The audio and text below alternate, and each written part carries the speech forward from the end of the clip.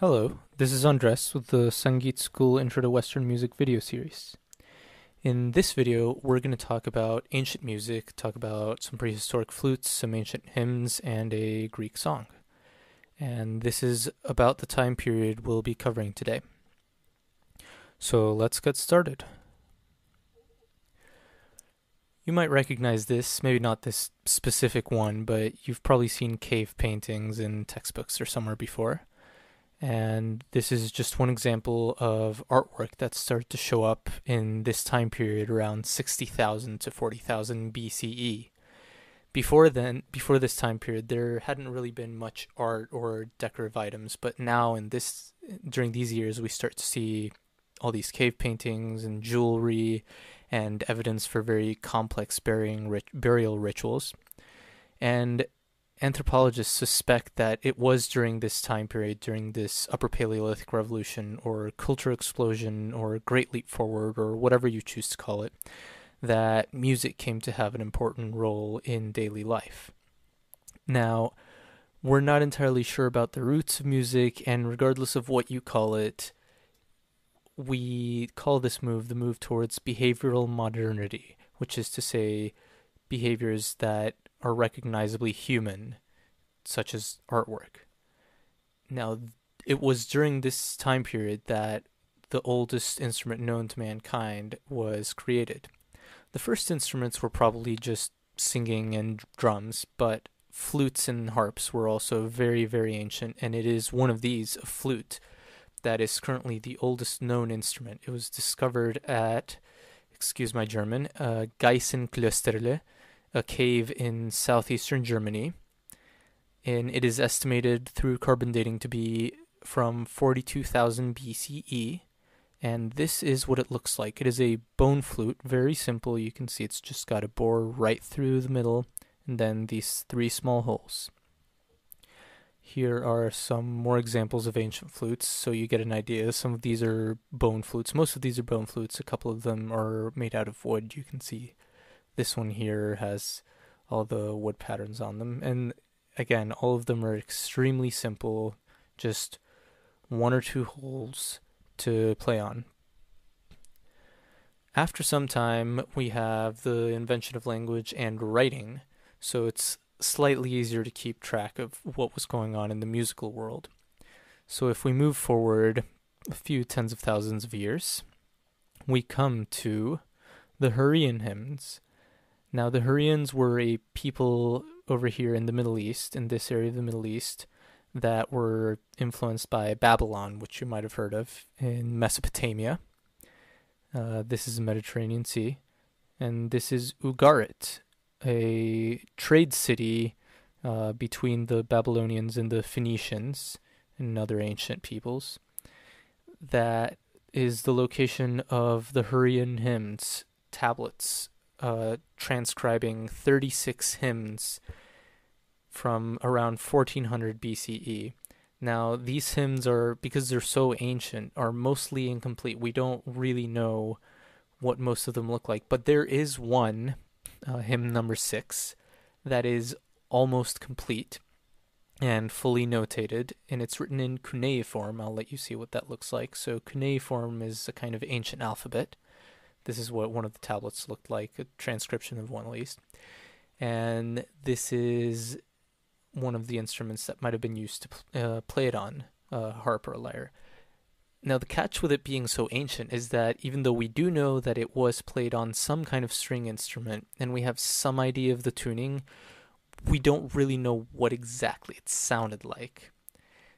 That hasn't deterred scientists and anthropologists from coming up with their own versions of it, however. So there's about 5 different competing interpretations of what the Hurrian hymn number 6, also known as a Zuluzi to the Gods, sounded like. I'll let you listen to one of them so you get an idea of what it might have sounded like. Again, take this with a grain of salt, because we're not really sure how the whole thing works. It is incomplete. Move my mouse out of the way.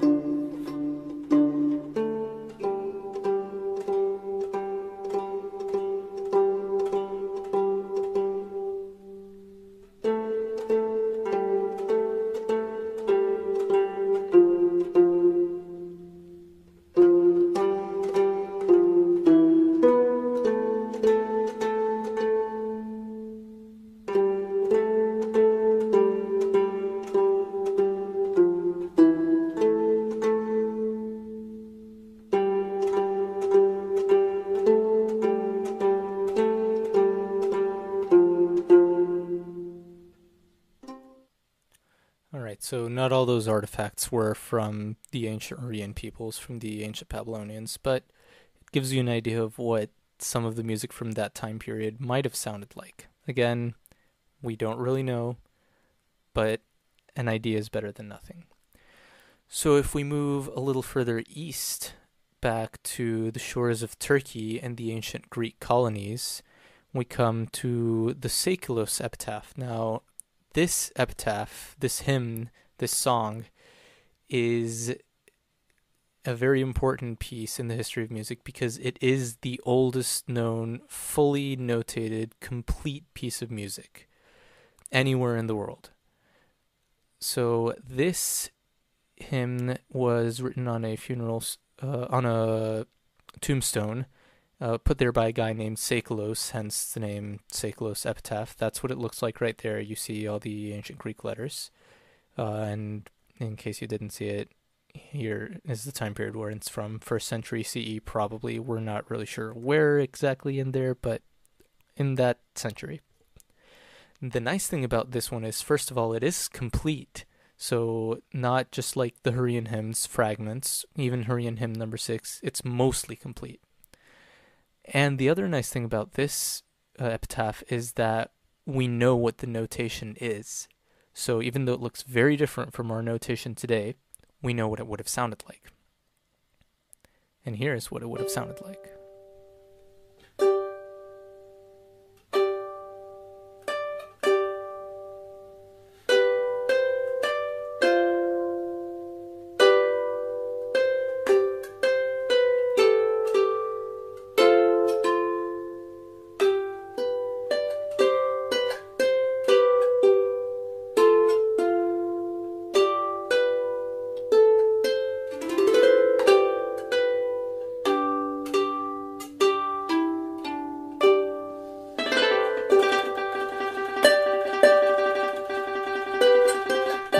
So that is the full line, then it goes on to have some variations, some kind of repetitions of the melody.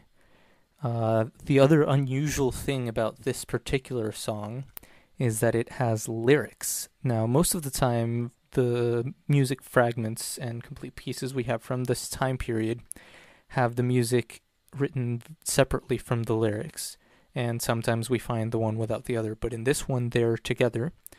So a translation, rough translation to English of these lyrics would go, "As long as you live, be light-hearted.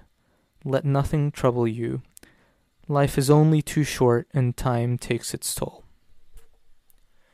So now that we have listened to music from ancient Greece and ancient Babylon, as well as looked at some flutes from prehistory, from prehistoric humanity, we can wrap up, lead us all the way to around 500 CE.